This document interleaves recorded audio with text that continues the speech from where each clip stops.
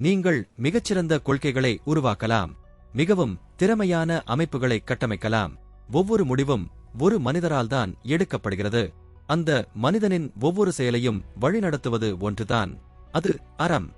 அறம் என்பது வெறும் பாடம் அல்ல, அது ஒரு கண்ணுக்கு தெரியாத சக்தி. நீங்கள் எடுக்கும் ஒவ்வொரு முடிவின் பின்னாலும் அது இருக்கிறது. எது சரி, எது தவறு என்று அறிவது மட்டும் அறமல்ல. அதைவிட முக்கியமானது, கடினமான சூழலிலும் சரியான பாதையை தேர்ந்தெடுப்பதுதான் அறம். அறம் என்பது தனித்து இயங்குவதில்லை. அது மக்களின் எண்ணங்கள், உணர்ச்சிகள் மற்றும் விழுமியங்கள் வழியாகச் செயல்படுகிறது. ஒருவரின் அறநெறி நடத்தையை 4 காரணிகள் தீர்மானிக்கின்றன. முதலாவதாக, தனிநபர் காரணிகள். உங்கள் வளர்ப்பு, உங்கள் நம்பிக்கை மற்றும் உங்கள் மனசாட்சி. இவைதான் உங்கள் ஒழுக்க திசைகாட்டியை உருவாக்குகின்றன. இரண்டாவதாக, சமூக காரணிகள். குடும்பம், கலாச்சாரம் மற்றும் சமூகம். இது ஏற்றுக்கொள்ளத்தக்கது என்பதை இவைதான் வரையறுக்கின்றன. மூன்றாவதாக, நிறுவன காரணிகள். விதிகள், தலைமைத்துவம் மற்றும் பணி கலாச்சாரம்.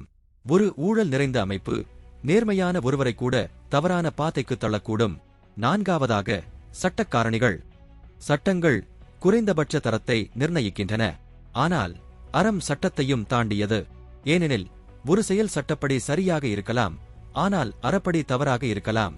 அறநெறிச் செயல்கள் நம்பிக்கையை உருவாக்குகின்றன. மக்களுக்கும் அரசுக்கும் இடையிலான நம்பிக்கை, நிறுவனங்களுக்குள் நிலவும் நம்பிக்கை. அந்த நம்பிக்கை உடைந்தால் நிர்வாகம் கடினமாகிவிடும். தனிப்பட்ட வாழ்க்கையில் அறம் என்பது அன்பு மற்றும் நம்பிக்கையால் இயக்கப்படுகிறது. ஆனால் ஒரு அரசு ஊழியராக உங்கள் அறம் நடுநிலையானதாக இருக்க வேண்டும்.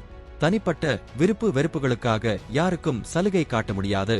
தனிப்பட்ட விசுவாசத்திற்கும் பொது கடமைக்கும் இடையே சமநிலையை பேணுவதில்தான் பலரும் தோற்று போகிறார்கள். தலைவர்களிடமிருந்து நாம் கற்றுக்கொள்ள வேண்டியது ஏராளம். மகாத்மா காந்தி நமக்கு உண்மையும் அஹிம்சையும் கற்பித்தார். நோக்கம் சரியாக இருந்தால் மட்டும் போதாது, அதை அடையும் வழியும் அறமாக இருக்க வேண்டும் என்பதே அவர் பாடம். அம்பேத்கர் சமத்துவத்தையும் நீதியையும் வலியுறுத்தினார். நலிந்த பிரிவினரின் உரிமைகளை பாதுகாப்பதே ஒரு அதிகாரியின் கடமை. சுவாமி விவேகானந்தர் சேவையை முதன்மையாக கருதினார். மக்களுக்குச் செய்யும் பணியே இறைவனுக்குச் செய்யும் பணி என்றார் அவர். நெல்சன் மண்டேலா மன்னிக்கும் குணத்தையும் மன உறுதியையும் வெளிப்படுத்தினார். பழிவாங்குவதை விட அறமே வலிமையானது என்பதை உலகுக்கு காட்டினார்.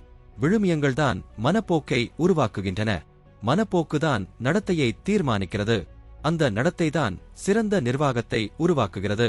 நீங்கள் ஒரு சிறந்த அரசு அதிகாரியாக விரும்பினால் அறத்தை படிக்காதீர்கள், அறமாகவே வாழுங்கள். ஒரு அரசு அதிகாரிக்கு மிக முக்கியமான பண்பு எது என்று நீங்கள் நினைக்கிறீர்கள்?